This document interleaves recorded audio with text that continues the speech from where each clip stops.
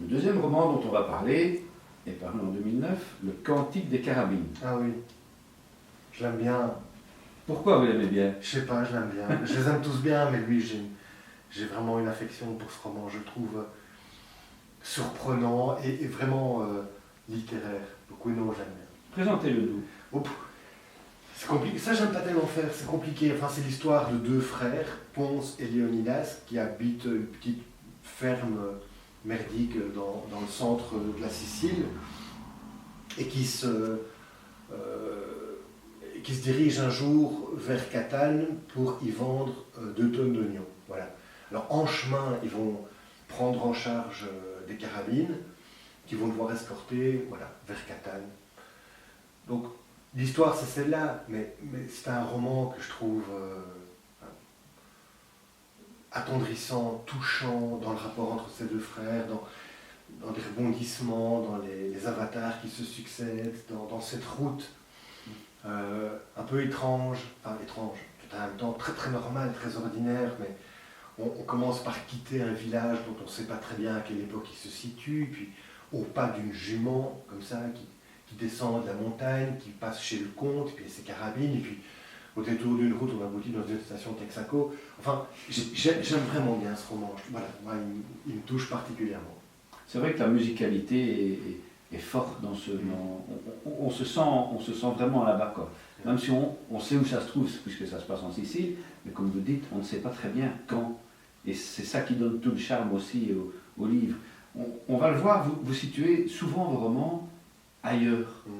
Est-ce que vous voyagez vous-même? Est-ce que vous allez visiter les pays dont vous parlez, enfin où se situent vos romans? Non, surtout pas, et au contraire, pour moi c'est nécessaire, c'est une des conditions de la littérature. Donc je reviens là-dessus, on n'écrit pas des romans pour parler de soi. Si j'écrivais un roman dont l'action devait se dérouler ici à Chaume-Montgistou, mon roman serait captif de la connaissance que j'ai de Chaume-Montgistou. Pour moi, écrire un roman, ça implique nécessairement un écart, une distance. Il faut vraiment, je trouve important de ne pas connaître ce que le roman raconte. C'est vraiment important. Grâce à quoi le roman va vraiment pouvoir s'épanouir en liberté. Je n'ai de ma vie jamais mis les pieds en Sicile. Pas plus que je n'ai mis les pieds en Chine, ou en Sibérie, ou en Alaska. Et c'est ce qui me permet d'écrire des romans libres dont l'action se déroule en Sicile, en Chine, en Sibérie ou en Alaska. Donc je trouve qu'une des conditions de l'écriture, c'est la distance que l'auteur peut mettre entre son roman et lui. S'il y a une trop grande proximité entre le roman et l'auteur va se projeter dedans et le roman sera captif de la connaissance que l'auteur a du milieu dans lequel l'action se déroule. Donc pour moi, cette distance, cet écart sont indispensables. Vous pourriez peut-être nous parler de la genèse de ce roman? Parce que je crois qu'il est né d'une écoute d'un chant sarde. Ouais. J'étais dans ma voiture, c'était en automne, il pleuvait, la radio était allumée, j'écoutais une émission de Didier Mellon qui s'appelle Le Monde est un village. Tout à coup, il y a la musique, une musique sarde qui a surgi, un très très beau chant de chartier sarde. Voilà, je pense que le roman est né de là. Il s'est produit à ce moment-là vraiment une étincelle dans mon imaginaire qui a éveillé quelque chose et qui est venu se croiser avec une image qui est surgie peu après. C'est une image qui s'est formée, je ne sais pas d'où elle est venue. J'imaginais un homme debout dans une église vide, en train de fumer une cigarette, en regardant la statue d'un saint attachée à une colonne. Voilà. Un homme tout seul, dans une église vide, sa clope, la statue d'un saint, une image. Et cette image et ce chant de chartier sarde se sont rencontrés. Et je me suis un jour assis à ma table, j'ai pris mon paquet de feuilles et j'ai commencé à écrire ce qui est devenu le Cantique des Carabines. Voilà. Et lorsque j'ai commencé à écrire ce roman, je n'avais pas la moindre idée de ce qu'il raconterait. Aucune idée. Voilà, j'avais un type, le roman commence avec un type dans une église. Une église, tiens, hop, je ferme mon stylo, une église où ça? Et je me rappelle m'être interrogé entre l'Ukraine, la Sicile, ouais ok, la Sicile, un village de Sicile. Ok, je reprends mon stylo. Dans une église dans un village de Sicile. Le type est dans l'église, il fume sa cigarette, il regarde la statue d'un saint.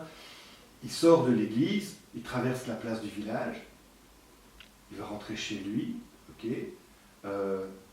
Il attache la jument à sa charrette, une charrette remplie de je referme le stylo. Rempli de quoi?